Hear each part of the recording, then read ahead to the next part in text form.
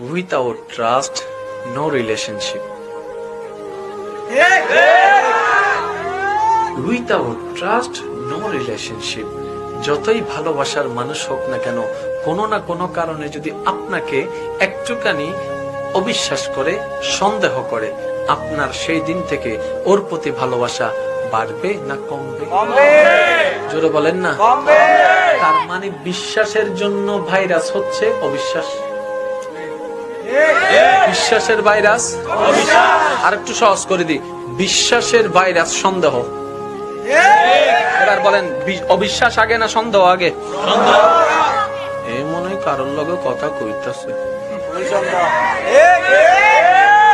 প্রথম দিন তার হাব ভাবটা দেখে কেমন জানি সন্দেহ লাগে।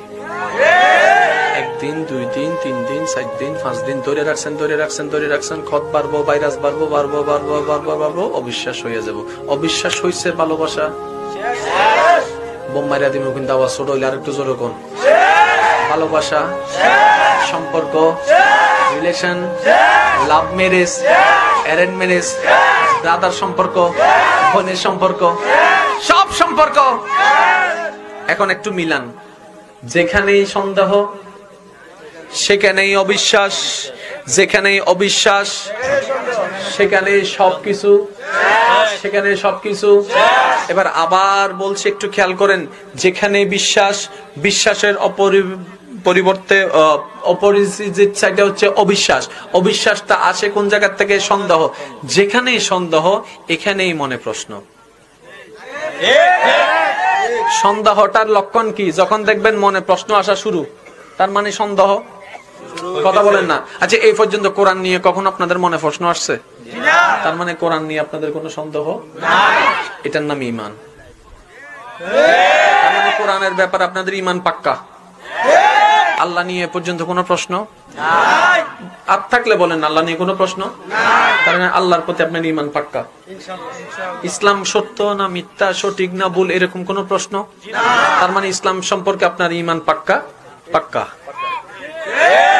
রোজা রাখতে হবে নাকি হবে না, রোজা রাখলে কি সওয়াব পাবো না, কখনো এই ধরনের প্রশ্ন আসছে? তার মানে রোজার ব্যাপারে আপনার ঈমান পাক্কা। এখন মনে রাখবেন, ঈমান কেমনে পাক্কা করবেন? আল্লাহ, পরকাল, কবর, হাসর, জান্নাত, জাহান্নাম, ফেরেশতা, তাকদীর, নবী, রাসূল, এই সমস্ত বিষয়ে কোনো প্রশ্নই আনা যাবে না। মানি। এখন নিজেকে প্রশ্ন করেন, আপনার মন এই কয়েকটা বিষয়ের মধ্যে কোন বিষয়ে কি প্রশ্ন আছে কিনা? যদি দেখেন আল্লাহর বিষয়ে প্রশ্ন নাই, তার মানে আল্লাহর বিষয়ে আপনার ঈমান পাক্কা। ধর্মের বিষয়ে প্রশ্ন নাই, ধর্মের বিষয়ে ঈমান পাক্কা।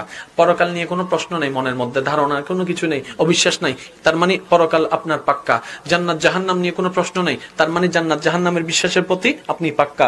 নবী নিয়ে কোনো প্রশ্ন নাই, আল্লাহ নবীকে যা দিয়েছে তাই মানি, তার মানে আপনি নবীর ব্যাপারে ঈমানে পাক্কা।